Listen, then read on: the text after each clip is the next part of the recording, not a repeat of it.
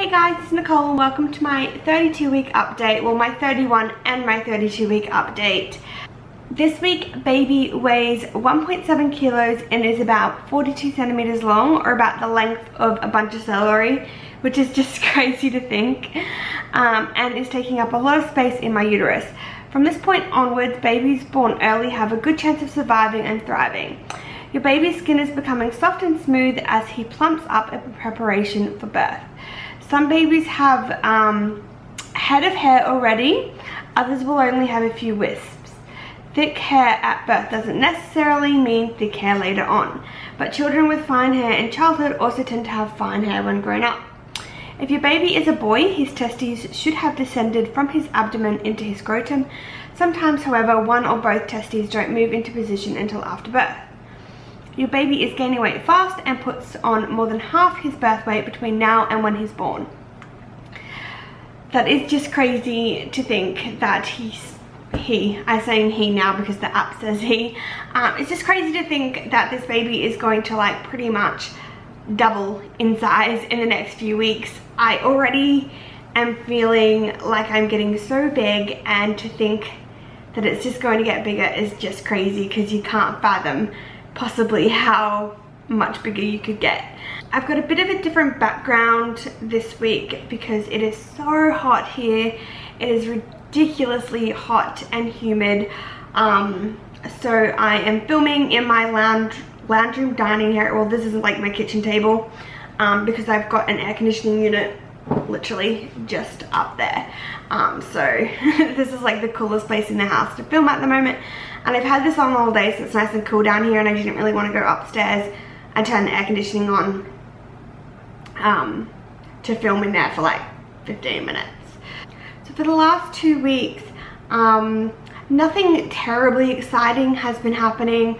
I'm definitely noticing that now that the baby's head down, I'm getting a lot more discomfort in my pelvis.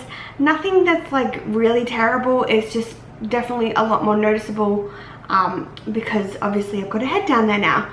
So things that I'm experiencing more is a lot of discomfort in my symphysis pubis, which is the little bit that connects your pelvis, which in pregnancy gets affected by the hormone relaxin, which relaxes it because you obviously need your pelvis to be a bit flexible for the baby's head to come down. But basically that little bit between my pelvic bone is starting to get sore. Mostly I just notice it if I put my legs apart too much. So for example, you know, when I'm lying in bed at night and I'm rolling from one side to the other, I get like a burning sensation there. But most of the time throughout the day it's not really noticeable. Just every now and then, mostly like when I'm going from sitting to standing, that sort of thing, I will notice it. Again, it's not terrible, it's not really affecting my ability to walk or anything like that, but it's just something to note. Also, I think I have definitely got the pregnancy waddle on. Ryan was making fun of me the other day because we went to the shopping center and he's like, "You are waddling." And he was laughing and making fun of me, and I can't help it. I didn't realize I was doing it, but obviously I am, and I try to walk normally and it just doesn't happen anymore. So I've definitely got like the little pregnancy waddle on now. Also in that area, I feel like the baby's head is hitting my cervix. I don't know if it's head or maybe like fingers or hands that are down there as well. But the baby has definitely discovered my cervix again, and that is definitely an interesting sensation. A lot of the times if I'm like lying on the couch or like the other day when I was sitting at the traffic lights, I'll get like movements and then like a jab down there, and it's like lightning down through your cervix. It's really hard to explain. I don't know how to explain it.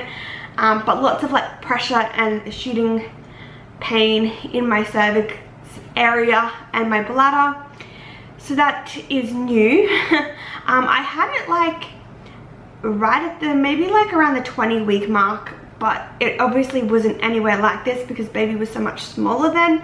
It was kind of just like a, oh, that's weird. Now it's kind of like a sensation that almost makes you want to like cross your legs and like clench, because it feels like something's going to come out, and it's obviously a lot more painful because there's so much more weight behind it.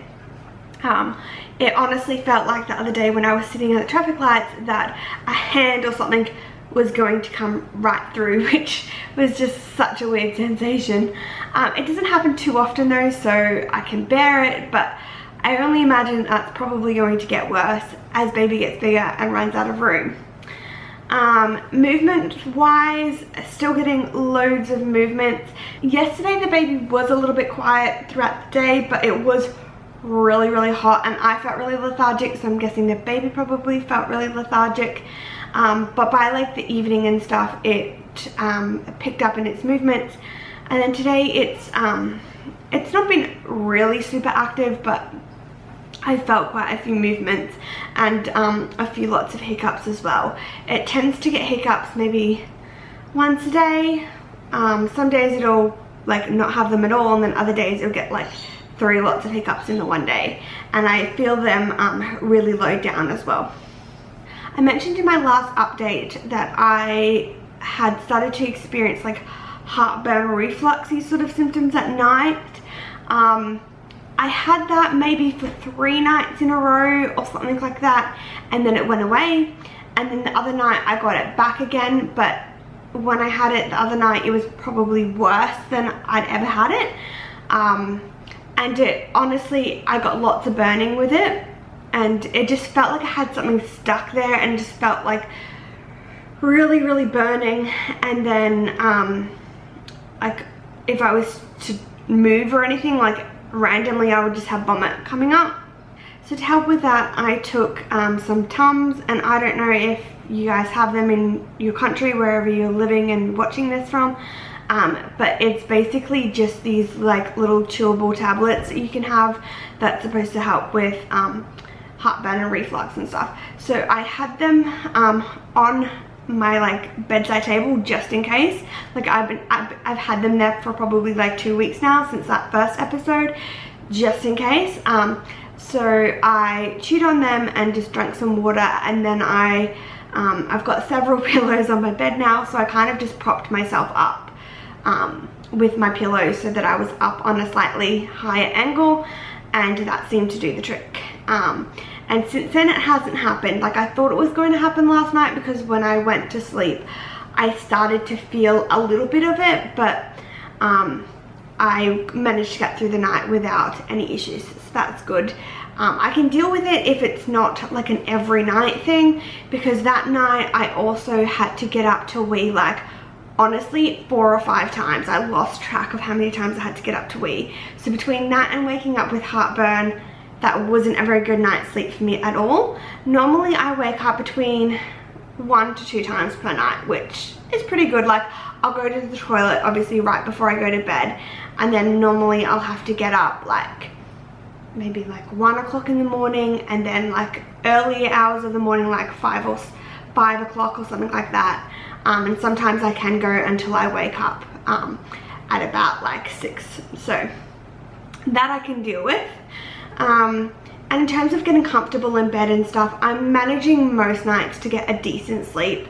The only thing that's really waking me up is needing to go to the toilet, and just rolling from one side to the other, I guess, is getting to be a little bit more of an effort, because I have all my pillows around me and I have one that's in between my legs, so I have to, like when I roll, I have to take that with me. But most of the time, once I've rolled and got comfy, I fall right back asleep. So I'm hoping that continues at least for another few weeks, because I've got 2 weeks left of work and I would really like to get some decent sleep during that time. But obviously I know that as things progress along, I'm probably less likely to have some decent sleep. I feel like I'm probably now getting into the nesting mode of things. I've been watching some videos about what other people have been doing in terms of packing in their hospital bag and their baby bag, and I feel like I'm not at all, not that I'm not at all ready for that. I was just like, oh my gosh, I don't have any of these things that I need from my hospital bag. Like, I have baby stuff, but then I kind of forgot that I would need stuff for myself. So in the last 2 weeks, I've been just trying to get things together for me to go into hospital with. So things like, you know, maternity pads, breast pads, that sort of thing, comfy clothes and all of those sort of things. So I will be doing a what's in my hospital bag and what's in my nappy bag as well in the near future, so look out for that. And now that we're kind of getting to the end of things as well in terms of the pregnancy, I only have, you know, like possibly anywhere from 8 to 10 weeks left of my pregnancy. I'm starting to think about the whole labor process and planning for that, and trying to, you know, read up on things and try to do things that are going to be encouraging my labor to progress as naturally as possible. So that sort of thing. I will probably do a separate video. I'm probably not going to do like a birth plan as such, because I feel like all the things that I want, I don't really need to put it out there to my midwives, because I know that they're on exactly the same page as me and that they have the same philosophy as me in terms of how they run things. Like, for example, like, I don't want to be offered medications, that sort of thing, which is their standard practice. They wouldn't offer medications. I want immediate skin to skin, all of those sort of things that are their standard practice. Delayed cord clamping, all of those sort of things they would routinely do. So I don't feel like I need to put it in a birth plan as such.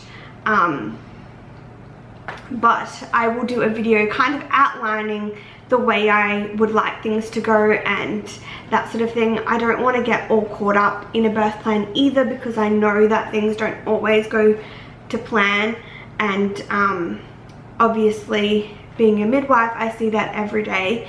But I have an idea, of course, in my head of how I want things to go, and hopefully they will go that way, but I don't want to like get so focused on it has to go like this that if it doesn't, I get disappointed, if that makes sense. So I will do a little bit of a video on birth plan and that sort of thing. What I am doing, I guess, in the next few weeks is just starting to try to prepare myself for labor and birth. We start birth classes this week, and of course, like, I probably don't really need to be doing birth classes, but I'm mostly doing it for Ryan because I feel like he needs to be well informed and just get a bit more education. Like, obviously he knows quite a bit compared to the average male, because we've been together for 10 years. So when I was doing my midwifery training, he was right there with me. So as I was learning stuff, like, I would tell him, and he's been surrounded by, you know, my midwife friends and lots of midwifery talk and lots of labor and birth stories. So he kind of knows quite a lot, but I just think it would be really important for him to go along and just to learn like simple techniques to help support me in labor and that sort of thing. So we start that this week, and the first one that we're going to is like an active labor, I think, like an active labor class. And then the next one, like, we've got them for 4 weeks in a row. The next one is a labor one. I think there might be 2 labor ones, and then there's also like a postnatal one, which I guess talks about like breastfeeding and skin to skin and like bathing babies and all of that jazz. So I'll let you know how they go in the next few weeks. Hopefully he'll learn stuff. I'm sure I will probably pick up things that, you know, kind of were in the back of my head that I'd forgotten about, because obviously I've never had a baby before. I've supported women having babies and that sort of thing, but I've never actually done it myself before. So the last sort of symptom, I guess, that I've had in the last 2 weeks is I'm definitely getting more tired. Like I said, it is so hot here, so I'm not surprised that I'm getting tired. Again, not nearly as much as I was the first trimester, but definitely noticeably more tired. and definitely feeling like I'm starting to get ready to be finished work. So I've got 8 shifts left, which I'm so excited about, and then I really feel like I can fully get into nesting mode and do things that I want to do in terms of like decorating the nursery and stuff. Like I've bought a lot of things and I'm like doing all these last minute shopping and stuff like that. But things that I haven't done is like decorating the room and just getting things together and organized, like doing washing and that sort of thing, putting the car seat in the car, like all of those little things that you kind of need to do like last minute, I guess. So hopefully I will get into all of that as soon as I'm finished work, and hopefully it's not going to be so hot. Hopefully it'll start to cool down in the next few weeks, because it is getting really hot in Brisbane at the moment, and it's above the normal temperatures for this time of year. And of course it has to be the 1 year that I'm pregnant. So hopefully we'll start to cool down soon and I will feel like I can get a lot more done.